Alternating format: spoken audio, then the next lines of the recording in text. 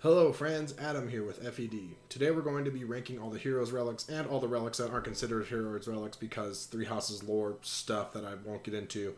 But we're going to be tiering them based on their usefulness in the game.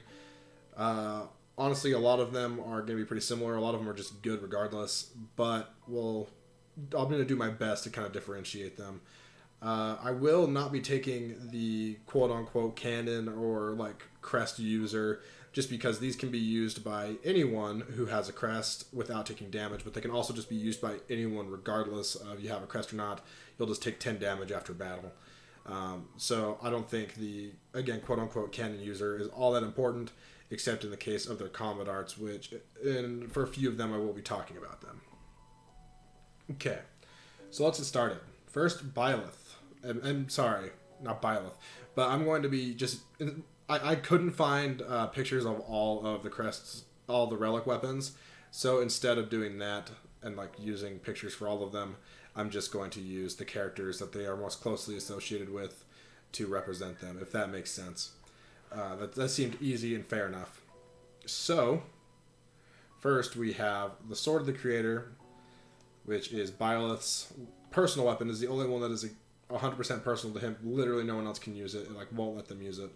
I think it's an S tier weapon. 1-2 range, really good combat art, and it's just really good. I don't really have anything else to say about it. S for me, for sure, out of all the relic weapons. Really easy to repair, too. That's another thing for me. Alright, Amir, which is Edelgard's weapon. The axe, Amir. It's going to go to S tier, just because of its combat art. It's so good. Like it uses Gale Force, like Awakening Gale Force. So when you use the combat art, you can attack. You get another turn, and it stacks. You can do it like 3 or 4 times in a row, and it's fine. That will break it really fast, but it can be repaired. I think if you get all like the ores and stuff, you can be repaired up to 2 times in Crimson Flower. But realistically, you can you'll probably be able to repair it at least once.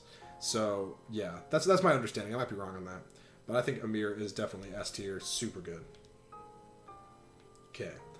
Now, Eredbar, Dimitri's weapon. I'm going to throw into A tier. It's just really powerful lance. You're going to find that with a lot of these weapons. I just think they're really powerful lance. There might be more to them than I am giving them credit for. But that's just kind of the feeling I get with many of these. What I will say, though, is that Atrocity is really, really good.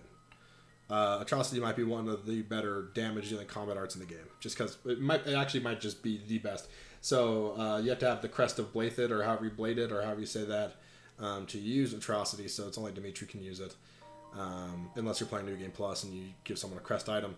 But it's like plus 15 damage or something like that, and then it's effective damage, too, against everybody, against any foe, so it doubles, I think that the double or triple might, something like that.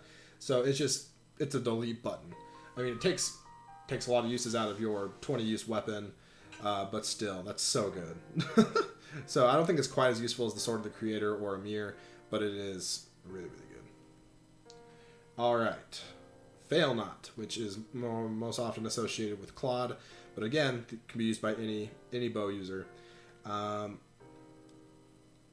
It's just really strong bow, and bows are good in this game. I guess I am taking the combat arts more into account than I thought I would. But what is it? Fallen Star allows Claude to just dodge, free dodge on the next time he gets attacked. So that's pretty useful, more than anything. It has 2 to 3 range, so even without being a sniper or an archer or something, it gets +1 range, which is nice. Overall, I think it's a pretty good bow, and by pretty good I mean it's a really good bow. If it was easier to repair, it'd be great. But yeah, I don't know. I feel like you don't want to super overuse it, so we'll leave it in A. I don't know if anything is real. There's only going to be a few that really are S tier to me. Again, the Sword of Creator and Amir just being so special in what they can do really does it for me. All right, next we have the Lance of Ruin, which is most closely related to Sylvain. You can get this after Chapter 5, so you get it really early. If you say no to Rhea to taking it back to whatever territory. I can't remember what it's called. take it back to Fargus and whatever place that is. It is. I'm gonna put it into B tier. I think it's gonna be the first of our like basic. It's your basic weapon. And as far as lances go, it's a really powerful lance, and it gives Sylvain a really powerful combat art. 20 might's nothing to. 22 might is nothing to like discount, but it also lands 65 hit, which is great. And 20 crit's fine too, but I don't know. It doesn't give you anything super special other than just super high damage dealing. Combat arts, and I know I kind of said that for Dimitri as well. But the thing is with Dimitri's is it's effective damage against everything. That is like an automatic delete button, and more often than not. So that's why I think a red bar, the one that Dimitri uses, is an A tier. Alright. Felix. Okay, Felix, which is the Aegis shield, or Aegis shield, however you say that. Sorry if I say it wrong. It just adds defense, also gives Pavice and Aegis to people with the right crest, with the crest of Fraldarius.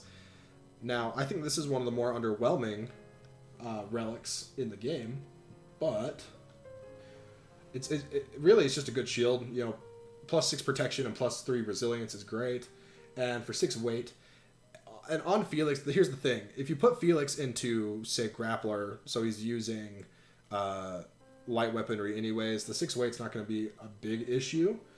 But what people often don't realize you can do is just unequip it, and if it slows him down too much for a certain battle or enemy, just unequip it and equip something else. Equip a speed ring. That's something that I like to do with Felix, actually, with the Aegis shield, is just to have him run around with the Aegis shield equipped, unless I need him to change, unless I need more speed or something. Then I'll change to like a speed ring or evasion ring or something.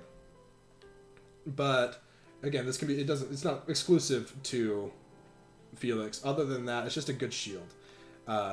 So it has its uses, but I don't think it's as useful as some of the really strong weapons, because you can constantly use it. Like, it doesn't break. I think I'm going to put it into B. I think it'll be bottom of B for me. Okay, next we have the Rafail gem, or however you pronounce this thing. The Rafail gem, which is most closely associated with Mercedes and her crest. Wrong thing. When equipped, it prevents criticals and also can potentially do the whole Pavice Aegis thing that's really popular with a lot of relics. The fact that it prevents crits and also like nullifies effective damage is just really great. It doesn't weigh anything, so that's fine. It's just like a free, nice buff to your character. Although it would take the place of some other item that you may want to equip in its stead. I don't think it's really great on Mercedes. I don't think she makes a great use of it, because why even... Like, she's not going to be taking damage regardless, right? Or she shouldn't be. Because she's like your backline healer or mage.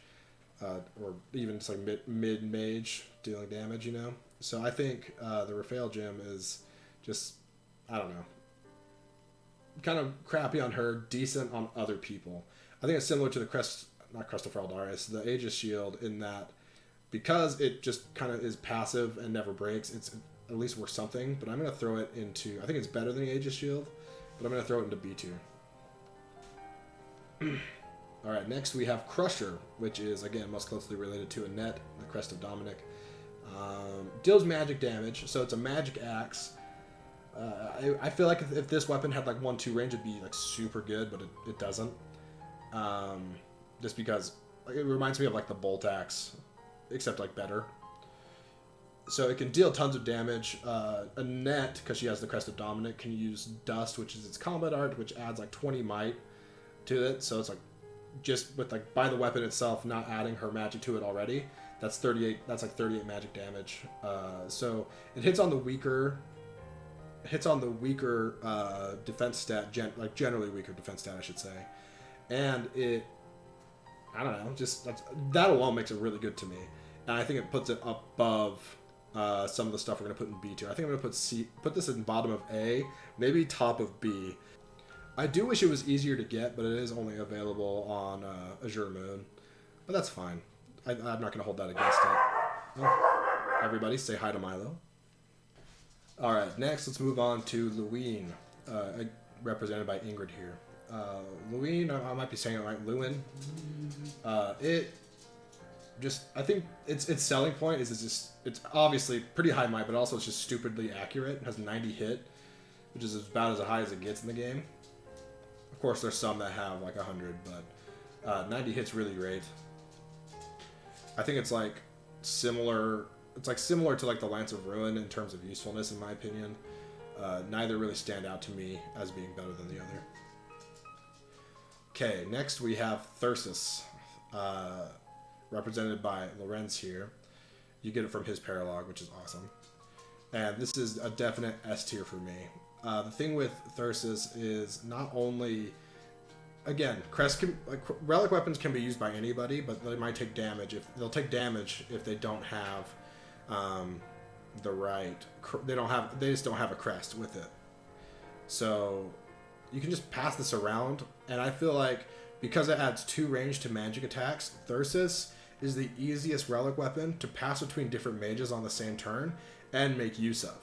So it's so, for me, it's really satisfying to like have Lorenz attack someone from 4 spaces away, then pass it to trade it to Lysithia to attack from 4 space, another enemy from 4 spaces away, and then give it to, I don't, freaking Hubert or something and have him attack from 5 spaces away.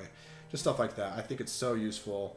And if you have the right crest, it's, I guess, like you can have deal. It can use Pavice and whatever, but doesn't not that useful, honestly. So I'm gonna leave it like that. S tier, really, really good. Okay, the Blutgang, however you say it, represented here by our friend Marianne. It is relatively weak in terms of might, only 13 might. But it does deal magic-based damage. So that alone makes me like it a lot. For some reason, I'm going to rank it low. I'm not really sure. I'm going to rank it lower than Crusher. I don't think it doesn't do quite enough for me. Actually, I think I'm going to put Crusher down in B. I'm going to do that. Most of these are just going to end up in B because they're all really good, but they're not, like, great. You know what I mean? Yeah, we're going to do that. That's fine with me. Alright, next we have Freikugel. Sorry if I say it wrong. It's the axe that you get from doing Hilda's paralog. And again, most closely related to her because of the whole crest thing. Deals tons of damage, kind of a low hit rate, but that's okay. I think it is similar in usefulness to these weapons here. Again, just B tier. Okay. Thunderbrand, represented here by Catherine, allows 2 consecutive strikes. It is a brave weapon, has 30 uses. A tier for me, at the very least. I'm considering S tier. You can give it to anybody, so not just Catherine can use it. So just a brave weapon you can pass around if you need to, and it hits really hard. So yeah, I think that's an easy enough A tier. Okay, the Fetters of Dromai, S tier, +1 movement, and it gives Canto to units who don't already have Canto. I don't think I need to explain why that's stupid good, but Fetters of Dromai, amazing item. One of the best in the game. I would argue that it should go up here, honestly. Just the best. And then Vajra Mushti, or however you say it, the relic gauntlets that come with Balthus in Cinder Shadows and in his paralog in the game. Pretty good stuff. I need to look at its stats because I'm not super familiar. Has 90 hit, which is pretty dope. It's only 7 weight.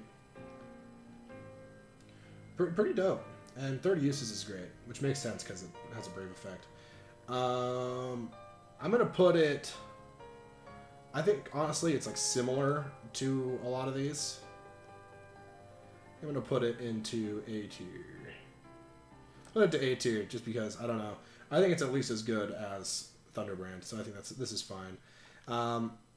And then I think, just for the case of this tier list, to like spread it out a little bit, I'm going to put these 2 into C, just because I feel like, in terms of game, like, I don't know, raw usefulness. I feel like they're just not quite there. So that is going to be our tier list, I think. I know it's kind of messy. It's kind of a hard discussion for me because I'm not an expert on this subject. I don't know. I haven't studied the relic weapons all that much, but I know this is something that people wanted to hear. I had this requested a few times, and I know that this gets. But yeah, sorry for all the rambling. Not my best effort. I'm honestly really tired, but I wanted to get a video out for you guys today. Yeah. So thanks for watching. Make sure to subscribe for better content than this, and to like the video for visibility, all that stuff. And yeah, thanks for watching, guys.